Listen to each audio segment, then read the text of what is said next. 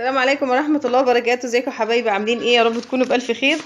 ان شاء الله النهارده هنعمل معاكم روتين في شقة خالتي. ابعد يا ابني. هنعمل معاكم ان شاء الله روتين في شقة خالتي، لان انا صراحة من زمان ما نزلتش خالص. لما افتكرت تنزل تعمل بقول لها انا بقالي ده، بصوا انا بقول لها بقالي اسبوع ما نزلتش، والله العظيم شخطت فيا. والله يا جماعه يجي لها شهر وزياده.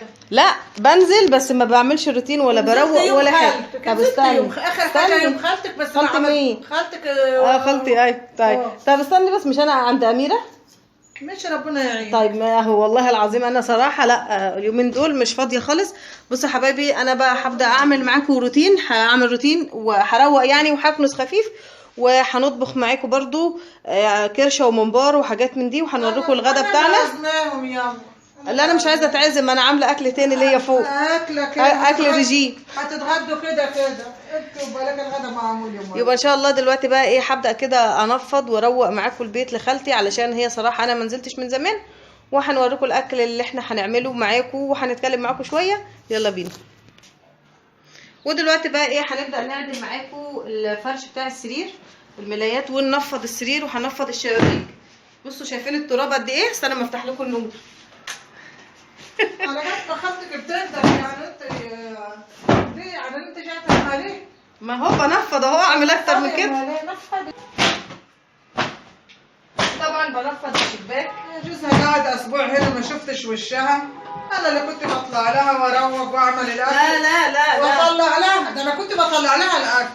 طلعي مين؟ ده هم قدامهم صوت صوت.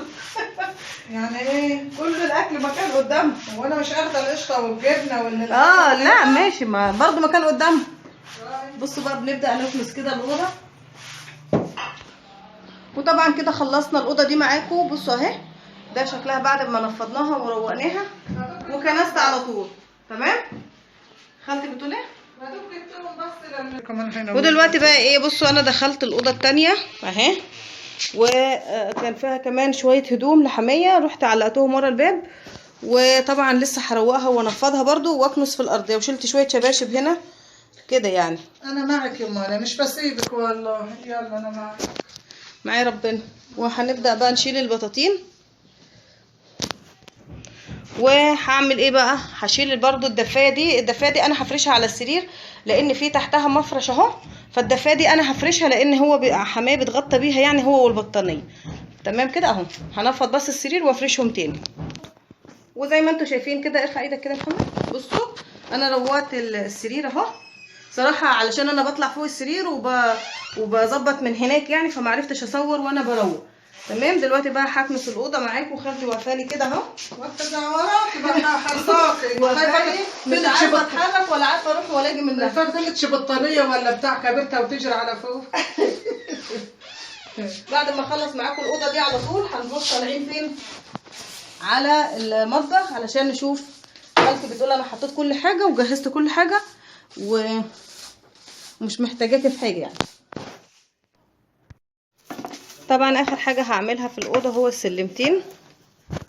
تمام. وبعد كده زي ما قلت لكم هنروح على المطبخ. الخمار البيتي ده بيلخبطني خالص وانا بروق وبشتغل صراحه. وبكده نكون خلصنا الاوضه التانية اهي وكنستها حلو كده اهي. دلوقتي بقى هندخل المطبخ علشان نشوف ايه الاكل اللي اتعمل. وطبعا احنا كده داخلين المطبخ. تمام اهو. بقى نشوف خالتي طبخه ايه اهو، حلل وخلاص. الموجود يا مولي. بسم الله الرحمن الرحيم. على ايه يا مولي؟ ده ممبار، كيلو ممبار اهو. كيلو والله ما هكذب عليكم يا جماعه اهو. بصوا انا اصلا عامله اكل تاني فوق، بس لان انا صراحه ملياش نفس للممبار، عشان اكلها الاسبوع ده. عشان احنا اكلينه، فالعيال ما فيش حد راضي ياكل. وده ايه؟ وده برضو كيلو من الكرشه. كيلو طبعا. هنحط عليها ايه؟ ده عاملين ايه؟ شطيطه عاد النهارده.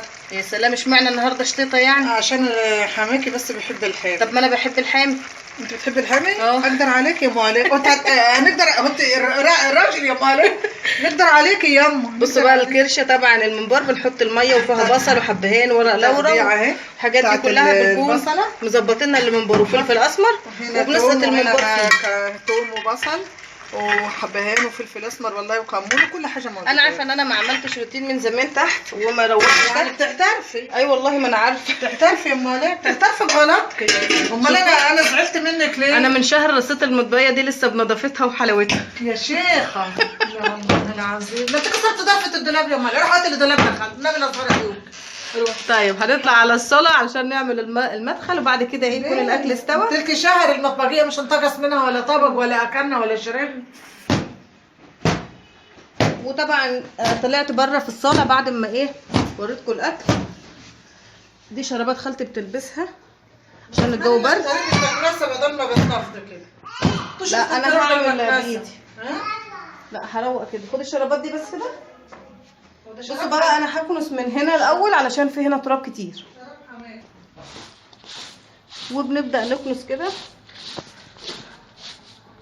والله انا صراحه يعني عشان بنزل لاميره كل يوم عشان انتوا عارفين الظروف بتاعتها، فيا دوب بلاحق عندي وعندها والتصوير. لما ايه معلش الواحد ما مقصر هنا شويه. طبعا بنكنس كده السجاده وبننضفها كويس. يا رب المقشه ما تتكسرش. طبعا المقشه اتكسرت كالعاده. اتكسرت المقشه؟ والله يا اما لو اتكسرت المقشه لا خليكي تجيبي مقشه ويدك كامله وجرده المسيح كمان فوق البيع. ده كله عشان انا قلت المقشه ايه اتكسرت وهي لسه ما اتكسرتش. لا انت بتعملي على فكره، انت بتعملي من عند مع خالتك كل ما تنزلي تكسري المقشه. طب انا لا اله الا الله. بصي المقشه لها شهرين 3 معايا زي الفل شغاله مش اشتغل. ماشي يا ستي هجيبلك.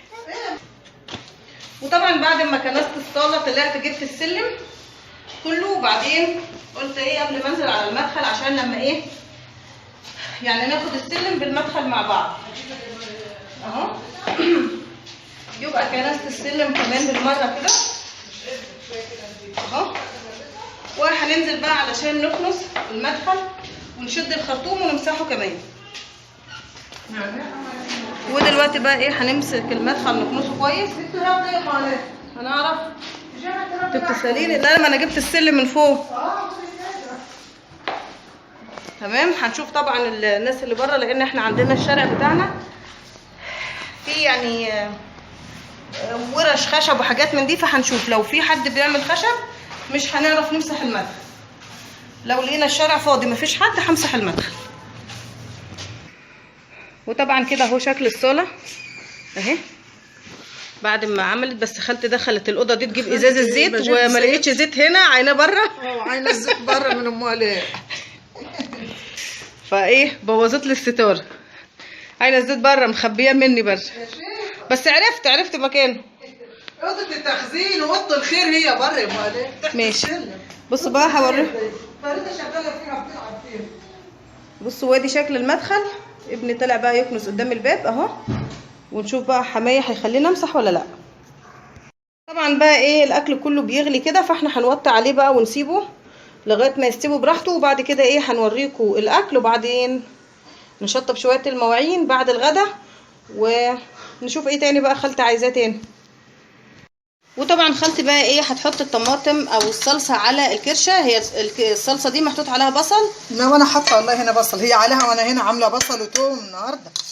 انا كنت عملت قدامكم الكرشه عشان كده ما حبيتش ان انا اصورها. عملت الكرشه والممبار والفشه كمان فعشان ما اطولش في الفيديو اهو.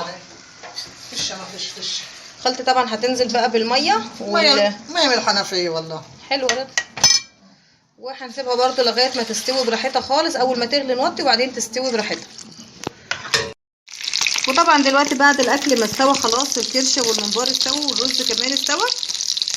انا بقى حبيت اوريكم الممبار واحنا بنحمر. نزلت يا امال انا جيت خالتك عامله كل حاجه. ماشي ما هو كان كل حاجه اصلا معموله قبل ما اطلع اساسا يعني.